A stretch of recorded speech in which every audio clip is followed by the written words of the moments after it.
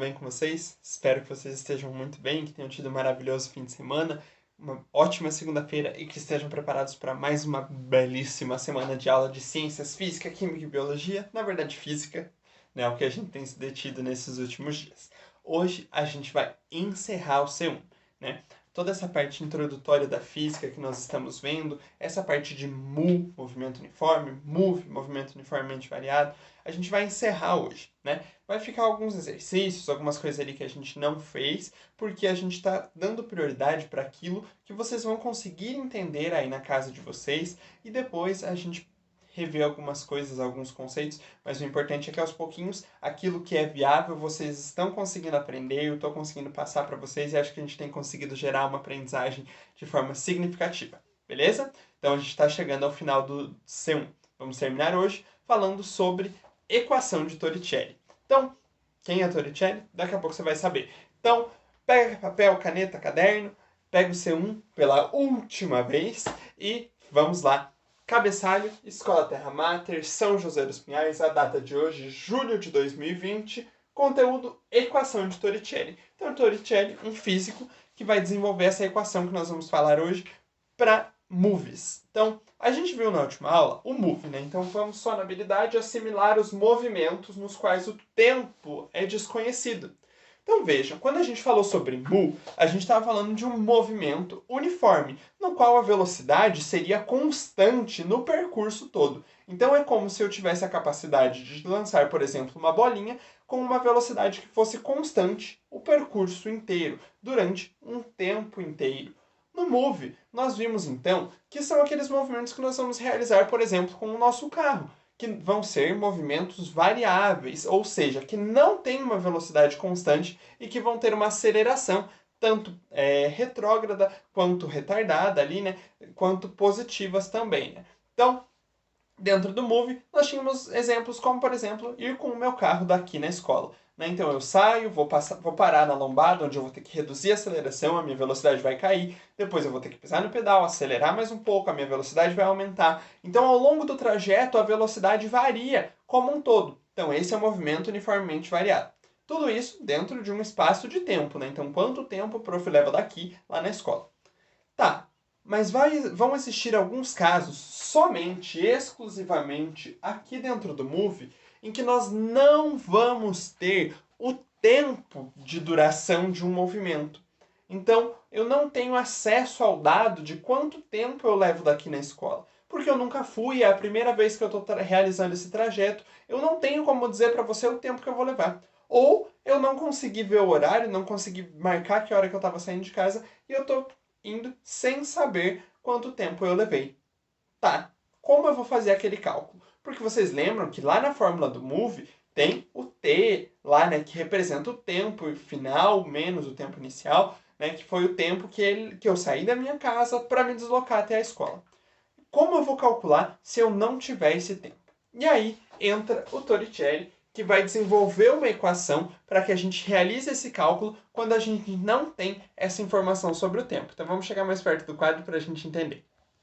Visto essa impossibilidade de saber o tempo, o Torricelli vai desenvolver uma equação para que a gente aplique somente no Move. Isso é muito importante. Nós nunca vamos usar a equação de Torricelli para mu. No mu, nós sempre temos que ter o tempo que levou aquele percurso. Dentro do Move, quando o exercício não te der o tempo que você levou, né, que horas você saiu, que horas você chegou, a gente pode usar então a aplicação da equação de Torricelli, que vai precisar de algumas informações, que vão ser quem? A velocidade inicial, a velocidade final, a velocidade inicial, a aceleração e o ΔS, que é a variação de espaço. Então lembrem que eu falei lá no começo, quando a gente começou a ver esses nomes, é muito importante vocês assimilarem o que cada letra representa. Porque se você não saber quem é o S, se você não saber quem é o V, se você não saber quem é o V0, você não consegue avançar em nada na física, porque esses são conceitos bem introdutórios. Então, se tem alguma dúvida, anota para que a gente tire amanhã na aula ao vivo, para que não fique mais nenhuma dúvida sobre quem são essas letras e o que cada uma dessas letras representam, beleza? Então, como é a equação de Torricelli? Ele vai pegar a velocidade, que é a média. Então, a velocidade média. O que é a velocidade média? É a velocidade que você praticou lá no seu caminho, né? Então, a velocidade final menos a velocidade inicial. Então, a velocidade média é a velocidade final menos a velocidade inicial, que é v0, certo? Aí ele vai pedir para você o v0, então, que é a velocidade que começou o seu movimento. Ele vai pedir para você a aceleração, certo? E ele vai pedir para você a variação de espaço, certo? Como que a gente calcula a aceleração? Então, a aceleração nós calculamos ΔV sobre ΔT. Se eu não tenho tempo, o que vai ter que acontecer? Nesse caso aqui, não dá para eu calcular. Então, o exercício vai sempre precisar dizer para você qual é a aceleração. Porque eu não tenho dados sobre o tempo, né? Por isso que nós estamos usando Torricelli. Então, a aceleração, o exercício vai ter que sempre dar o valor para você qual é. E o ΔS, como que a gente calcula? Delta, variação, bem importante sempre lembrar isso.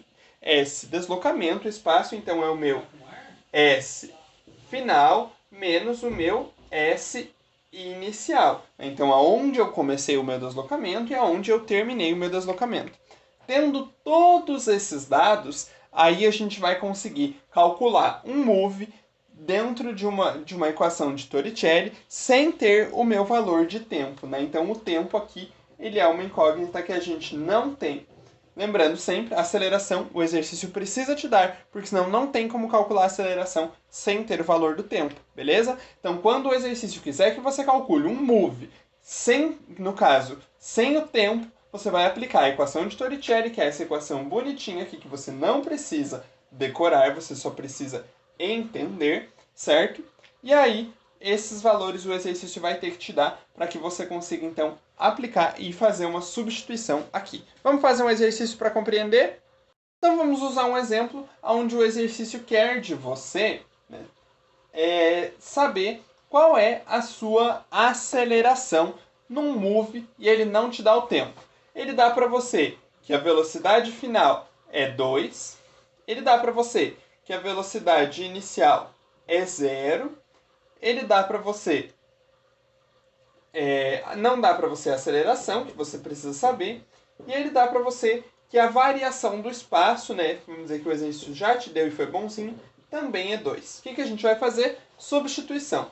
2 ao quadrado é igual a 0 ao quadrado mais 2a vezes 2, né? O que a gente vai começar fazendo aqui?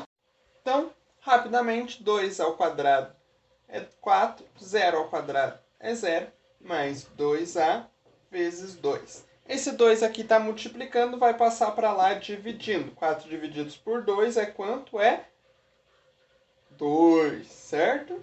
Então, 2 igual 0. É indiferente, igual a 2a. O a está aqui, não pode fazer nada com ele, porque ele está junto com o 2, certo? O 2 vai passar para lá, então, dividindo. 2 divididos por 2 é igual a a. 2 divididos por 2 é 1, igual a a. Certo? Bem simplesinho, uma conta de substituição. O mais importante é a gente saber cada uma dessas letras, o que elas significam. Lembrando a equação de Torricelli, quando não temos o tempo em um move.